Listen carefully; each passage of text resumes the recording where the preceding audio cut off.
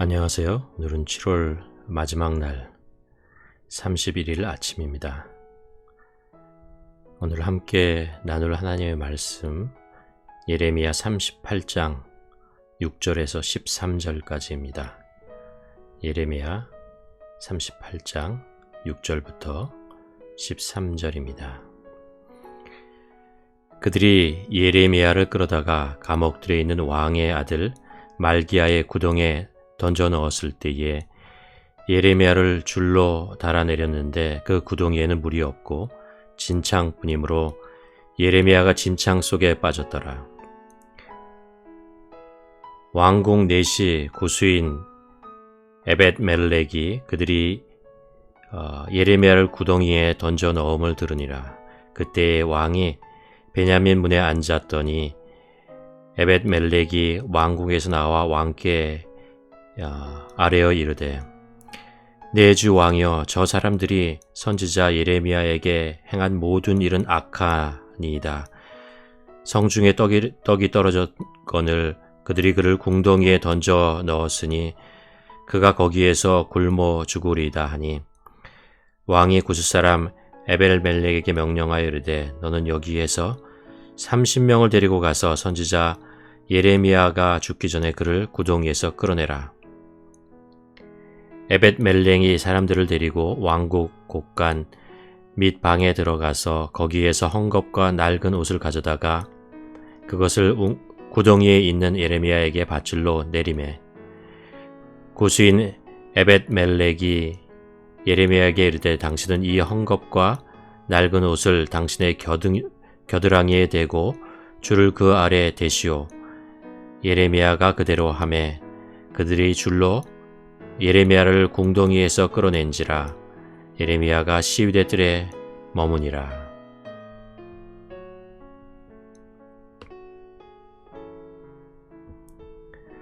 예레미야 37장에서 39절은 예루살렘의 멸망과 그 중에 고난에 가득 찬 예레미야의 상황을 기록하고 있습니다. 37장과 38장에서 예레미야는 여전히 백성들에게 바벨론에 항복하면 살리라 라는 여호와의 말씀을 전합니다. 바벨론 군대가 예루살렘을 에워싸고 있는 상황이었고, 일부 고관들은 군사들의 사기를 낮추고 백성들의 안위를 해치는 예레미야 선지자가 하는 말을 못마땅하였습니다. 비록 그가 선지자라 할지라도 마땅히 죽어야 한다고 판단하여 왕의 허락을 받고 예레미야를 붙잡아 왕자 말기야의 집에 있는 물 웅덩이에 집어넣고 맙니다.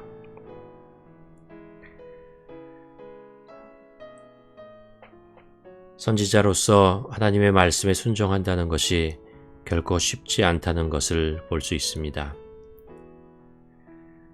예레미야는 하나님의 말씀을 신실하게 전하면 전할수록 더 심한 핍박을 받게 됩니다. 자기 백성으로부터 외면당해야 했고, 왕과 고관들은 그를 싫어하고 붙잡고 때리고 수치를 주고 가두고 위협했습니다.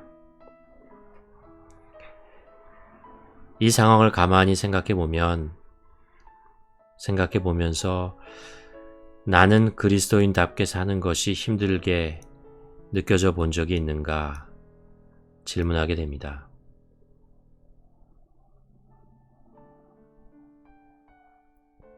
성경을 보면 이스라엘 백성들은 대부분 세상 사람처럼 살려다가 결국 실패하고 고난을 당하는 이야기들을 수없이 기록하고 있습니다. 지금 남유다가 바벨론의 침략을 받고 망하게 된 것도 역시 하나님을 버리고 우상을 섬기고 불순종하고 자기 마음대로 살려다가 겪게 되는 고난이었습니다. 그런데 예레미야는 그 시대에 유일하게 하나님의 사람답게 살다가 신실하게 하나님의 메시지를 전한다는 이유로 고난을 당하고 있습니다.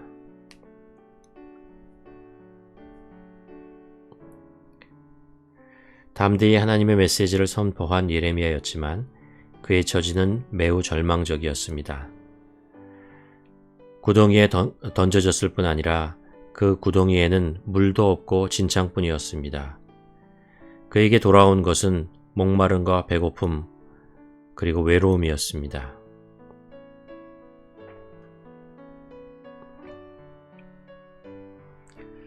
그런데 그때 예상치 못한 일이 발생합니다. 예루살렘의 패망을 선포하는 예레미야를 모든 사람들이 외면하고 싫어한다고 생각했는데 그렇지 않은 사람이 나타납니다. 물도 양식도 없는 이 절망적인 상황에 있는 예레미야에게 구원의 손길이 미칩니다. 그것은 유다의 왕이나 고관들도 유다의 백성들도 아닌 유다의 전통에 따르면 여호와의 총회조차 들어가지 못하는 이방인 에디오파 사람 넷이 에벳 멜렉을 통해서였습니다.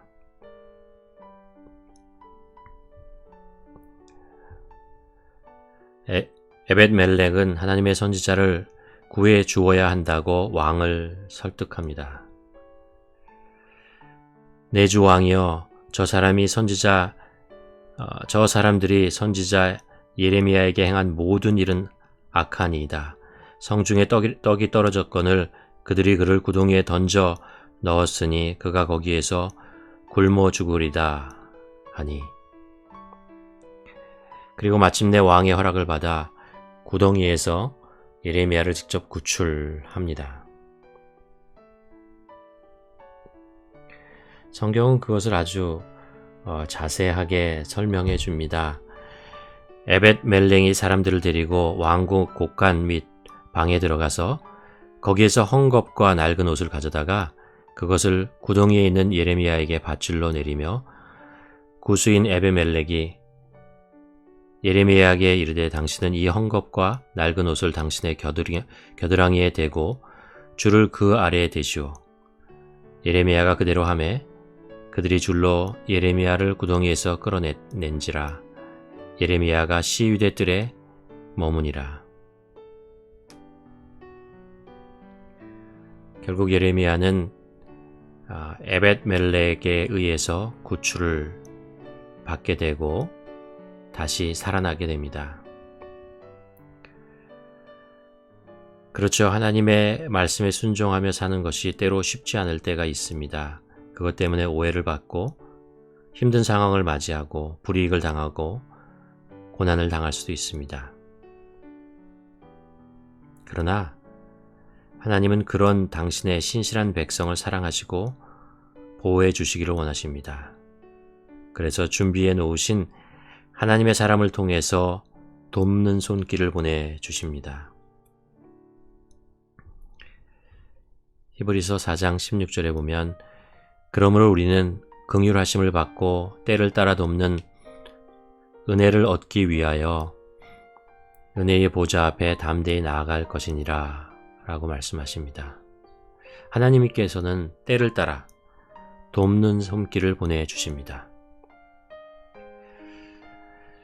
하나님의 뜻에 따라 아합 왕에게 기근을 선포했던 엘리야, 그리고 그 자신도 그 기근으로 인해 고통을 받게 되지만 하나님은 엘리야를 그릇 시냇가에 보내어서 까마귀를 통해서 먹을 것을 가져다 주십니다.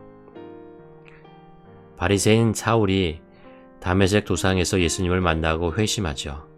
그러나 시력을 잃게 되었을 때 아나니아를 보내셔서 다시 보게 하십니다.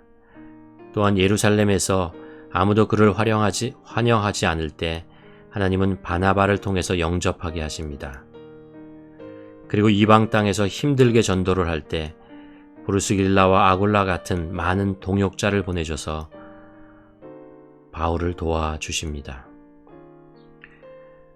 또 예수님께서 십자가를 지고 골고다 언덕을 힘겹게 올라가시다가 쓰러지셨을 때 하나님은 구레네 사람 시몬을 보내셔서 돕게 하셨습니다.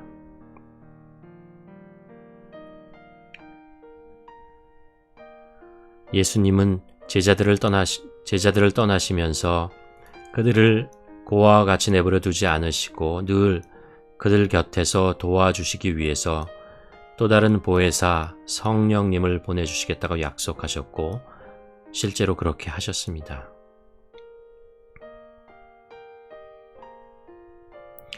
하나님의 사람들은 힘들어 보여도 그렇지 않습니다. 외로워 보여도 그렇게 외롭지 않습니다. 사도 바울은 고린도 후서에서 그리스도인의 삶을 이렇게 선포합니다. 근심하는 사람 같으나 항상 기뻐하고, 가난한 사람 같으나 많은 사람을 부요하게 하고, 아무것도 가지지 않은 사람 같으나 모든 것을 가진 사람입니다.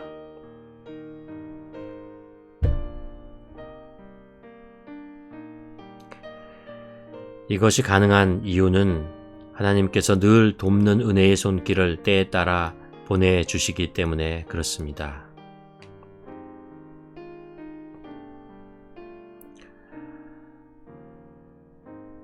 여러분, 우리는 지금 그리스도인으로 사는 것이 점점 어려워지는 세상에 살고 있습니다.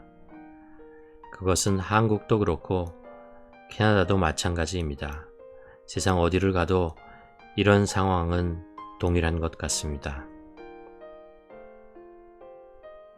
그래서 세상에서 도움을 구하는 것은 점점 더 힘들어지고 있습니다.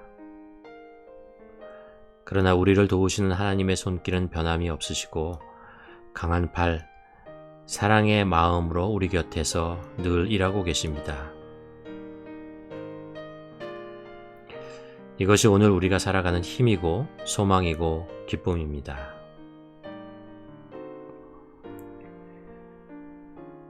여기서 멈추고 오늘 말씀을 각자의 삶 속에서 비추어 묵상해 보았으면 합니다. 예레미야, 하나님의 신실한 종이었지만 외면당하고 힘들고 어렵고 핍박을 당해야 했습니다.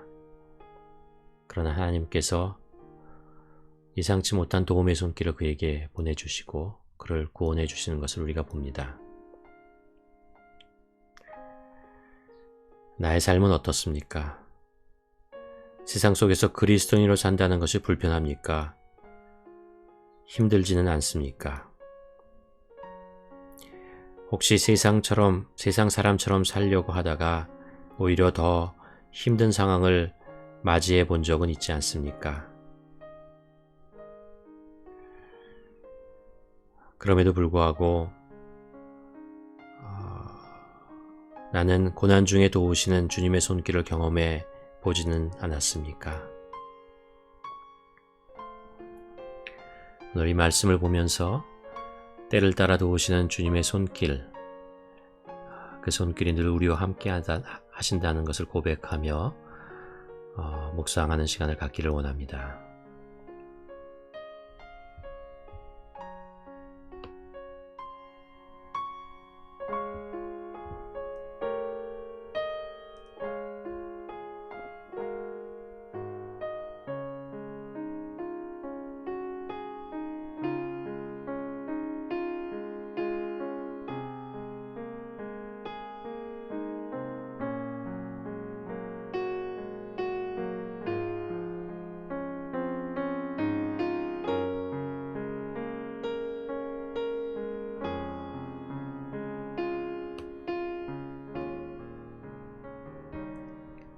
하나님 아버지, 우리는 매일매일 하나님이 주시는 새로운 생명을 공급받으며 살고 있습니다.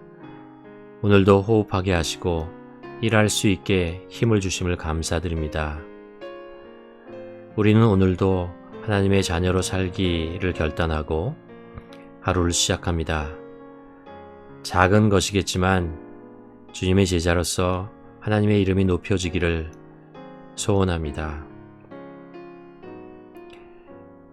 그러나 세상에서 하나님의 자녀답게 산다는 것이 때때로 힘들다는 것을 잘 알고 있습니다. 어떨 때는 하나님의 자녀임을 숨기고 세상 사람들과 똑같이 살고 싶다는 유혹을 받기도 합니다. 그렇지만 우리의 고난 중에 임하시는 주님의 돕는 손길을 경험하며 사는 것이 더 복된 삶이라는 것을 압니다. 성령님, 오늘도 저희를 도우시고 용기 주시고 주님의 제자로 살아낼 수 있도록 동행하여 주시옵소서.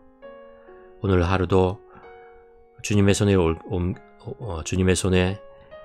우리의 모든 것을 올려드리며